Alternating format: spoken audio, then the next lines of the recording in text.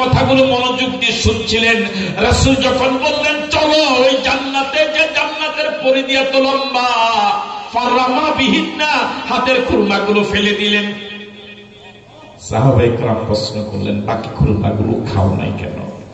Mekdad রাদিয়াল্লাহু তাআলা বললেন রাসূলের কথা কি শুনো নাই?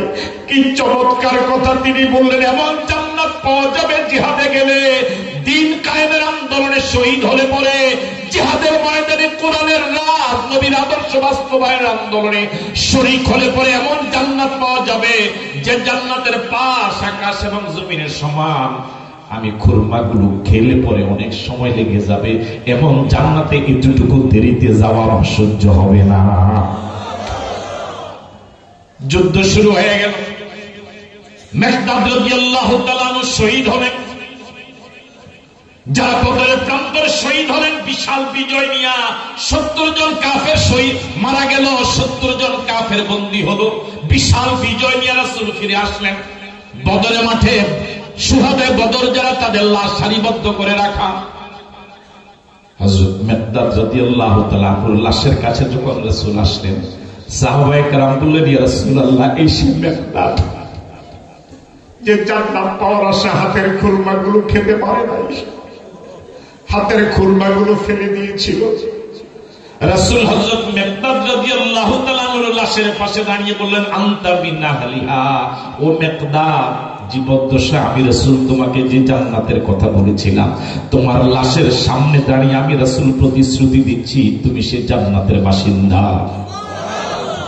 আশিদ্দাউ আলাল কুফার মুহাম্মাদুর রাসূলুল্লাহ ওয়াল্লাযীনা মা'হু আশিদ্দাউ আলাল কুফার। সাহাবায়ে কেরাম কাফেরদের সাথে, আল্লাহর সাথে যাদের শত্রুতা, সাহাবায়ে কেরামের সাথেও তাদের শত্রুতা। আর আমাদের চরিত্র হলো এখন এমন, আল্লাহ এবং নবীর সাথে যাদের শত্রুতা, আমাদের সাথে তাদের খাতির বেশি। কথা কয় না ঠিক না?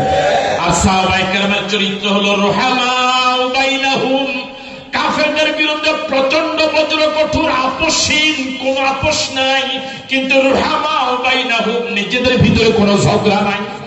আল্লাহ আকবার বলবেন। আর আমাদের চরিত্র হলো এখন ইসলাম বিরোধিতা যে যত আগায়া, তার সাথে আমার খাতির তত বেশি।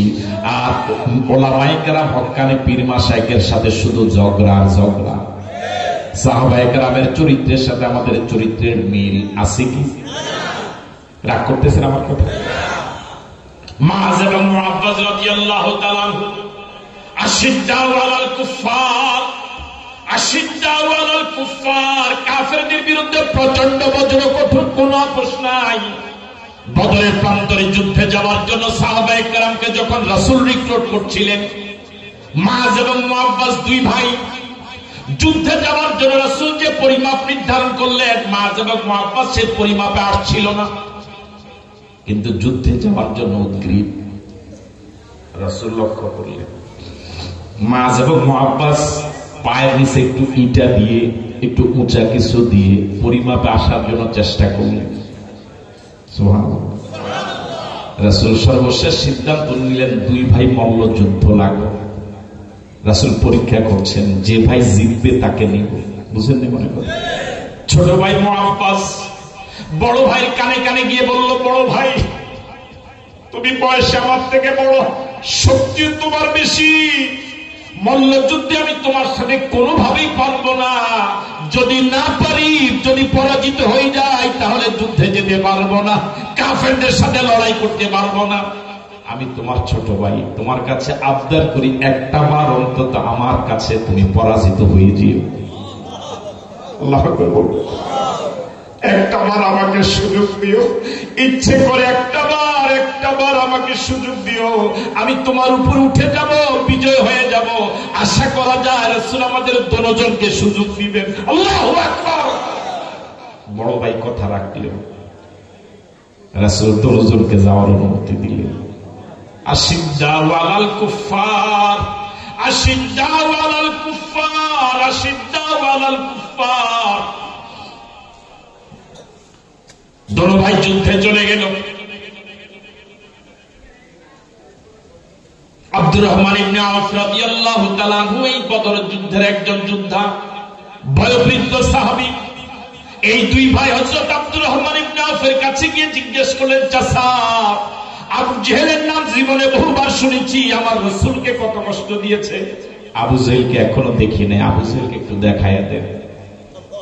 আল্লাহু আকবার বলবেন। আমি আপনাদেরকে এখনো মনে হয় বুঝাতে পারি নাই সাহাবায়ে কেরামের ঈমানের স্পিরিট। ছোট্ট দুই ভাই যাদেরকে রাসূল যুদ্ধে যাওয়ার অনুমতি দিতে চাইলেন না, ওরা জানতে চায় তৎকালীন পৃথিবীর সুপার পাওয়ার আবু জেহেলের নাম। আল্লাহু আকবার বলবেন না? আল ঈমানু ফি কুলুবিহিম, আল ঈমানু ফি কুলুবিহিম আযামু মিনাল জাবাল, আল ঈমানু ফি কুলুবিহিম আযামু মিনাল জাবাল। সাহাবায়ে কেরামের অন্তরে ঈমান তেমন, জমিনে পাহাড় যেমন, শুধু তেমন নয়, তার থেকে মজবুত। আল্লাহু আকবার। আশিদ্দাউ আলাল কুফফার, কাফেরদের বিরুদ্ধে প্রচন্ড বজ্র কঠোর।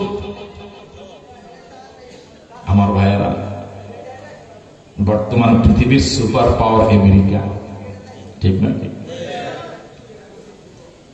যদি পৃথিবীর সবচেয়ে দুর্বল কোন দেশ আমেরিকার সাথে লড়তে চায়, এটা অবাক হওয়ার মতো কথা না। যেমন আমাদের বাংলাদেশ যদি ভারতের সাথে লড়তে চায়, এটা অবাক হওয়ার মতো না। ইন্না লিল্লাহি ওয়া ইন্না ইলাইহি। ভারতের সাথে পারবেন না, এই কথা কয় না। গোটা পৃথিবীতে বাংলাদেশের সবচেয়ে বড় শত্রু দেশের নাম হলো ভারত। এর থেকে বড় শত্রু গোটা পৃথিবীতে বাংলাদেশের আর নেই। বাংলাদেশের বড় দুর্ভাগ্য, পৃথিবীতে একমাত্র দেশ বাংলাদেশ যে দেশের বর্ডারের সাথে পৃথিবীর আর দ্বিতীয় কোন মুসলিম দেশের এক বিগত জায়গা নাই। তিন দিকে শত্রু রাষ্ট্র কর্তৃক পরিবেষ্টিত, আর একদিকে বঙ্গোপসাগর। মধ্যপ্রাচ্যের জন্য ইসরায়েল যেমন, এই অঞ্চলের জন্য ভারত তেমন। এর থেকে দুষ্ট, চরিত্রহীন, বাজে কোন মানুষ হতে পারে। কিন্তু বাংলাদেশের মানুষের ঈমান এমন তাজা। ভারতে একবার লেগেছিল বহু বছর আগে বর্ডারে, একদম নাকানে চুবানি খাওয়াই দিছে বাংলাদেশের বিজি। ইনশাআল্লাহ পারবে না, বলুন ইনশাআল্লাহ, বলুন ইনশাআল্লাহ। আমার ভাইয়েরা, নতজানু পররাষ্ট্রনীতির কারণে এতদিন পর্যন্ত আমাদের কাছে মনে হয়েছে আমরা মনে হয় ভারত ছাড়া চলতে মাইক কেন। এটা মনে হয়েছে এতদিন? মনে হয় না, আমাদেরকে পড়াইছে সকাল বিকাল সন্ধ্যা ঘন্টা ঘন্টা পড়াইছে।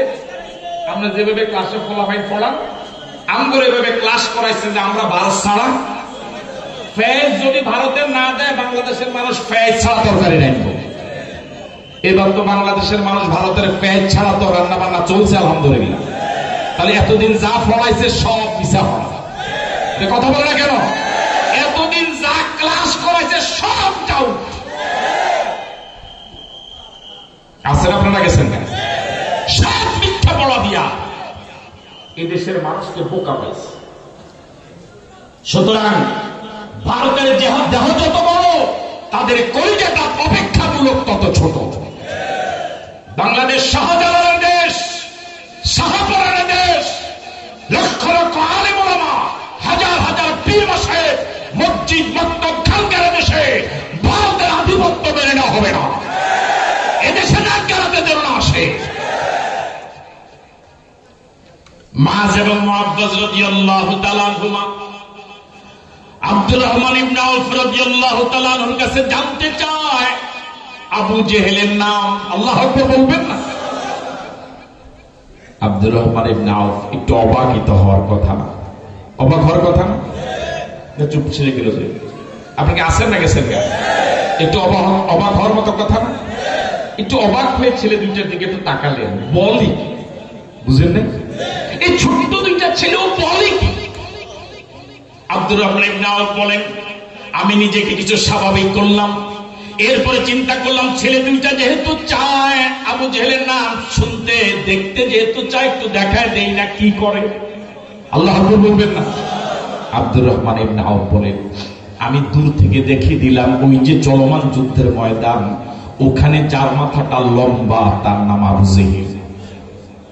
আব্দুর রহমান ইবনে আউফ বলেন, আমি যখন বললাম চলমান যুদ্ধের ময়দানে যার মাথাটা লম্বা তার নাম আবু জেহেল, এই কথা বলার সাথে সাথে আকাশের উড়ন্ত বাজ পাখি যেভাবে শিকারীকে মাটিতে টার্গেট করে দীর্ঘ সময় পথ করে উড়ে হঠাৎ যেমন ছো মেরে নিয়ে যায়, আমি দেখলাম আকাশের উড়ন্ত বাজ পাখির মতো মাজ এবং মুআব্বাস আবু জেহেলের উপরে এভাবে আক্রমণ শুরু করে দিয়েছে।